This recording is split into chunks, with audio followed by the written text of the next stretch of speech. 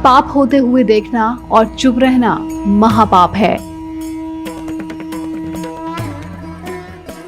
आंखों के सामने चुपचाप पाप होते हुए देखना महापाप के समान होता है। जी हाँ, आपने सही सुना। पाप ना करने पर भी न केवल हमारी एक चुप्पी हमें पापी बना देती है, बल्कि हमें उस पाप के लिए दंडित भी करती है। अब आप सोच रहे होंगे, भला ये कैसे मुमकिन है?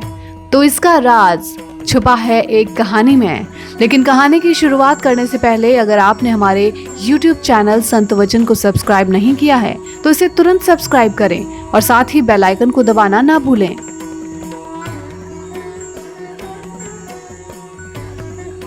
ये कहानी महाभारत के काल की है, जब अर्जुन के बाणों से घायल होकर पितामह सरशैया पर अपनी मृत्यु का इंतजार करते हुए परेशान हो रहे थे। उन्होंने श्री कृष्ण से पूछा कि हे मधुसूदन, ये मेरे कौन से कर्म का फल है जो मैं सरशैया पर ऐसे पड़ा हुआ हूँ? मुझे बहुत पीड़ा होती है। तब कृष्ण उनसे कहते हैं कि ये आपके 101वें पूर्व जन्म की सजा है, क्योंकि भले ही आपने अपने 100 पूर्व जन्मों में कभी किसी का अहित नहीं किया, किसी को कोई तकलीफ नहीं दी, लेकिन 101वें जन्म में एक बार जब आपके घोड़े पर वृक्ष से एक करकेटा नीचे गिरा, तब आपने अपने बाण से उसे उठाकर फेंक दिया, जिससे वो कंटीली झाड़ी पर जा गिरा और झाड़ी के कांटे उसकी पीठ में धंस गए।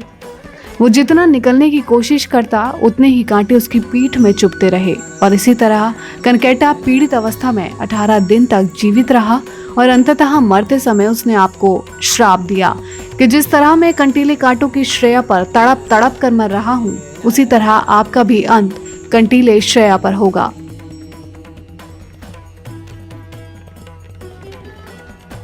श्री कृष्ण कहते हैं कि हे पितामह, आपके 100 जन्मों के पुण्य कर्मों के कारण आज तक आप पर करकेटा के श्राप का कोई असर नहीं हुआ, लेकिन जब द्रौपदी का चीरहरण हो रहा था तब आप मूर्ख दर्शक बनकर देखते रहे। आपने द्रौपदी की कोई मदद नहीं की। इसी कारण आपके सारे पुण्य कर्म क्षीण हो गए और करकेटा का श्राप आप पर लागू हो गया। प्रत्येक मनुष्य को अपने कर्मों का फल कभी न कभी तो भोगना ही पड़ेगा और इसी तरह तीरों की सरशैया पर ऐसे लेटना आपके ही कर्मों की सजा है। दोस्तों, आपके सामने कोई व्यक्ति कुछ बुरा कर रहा हो तो चुप ना रहें, उसे रोकने का प्रयास जरूर करें।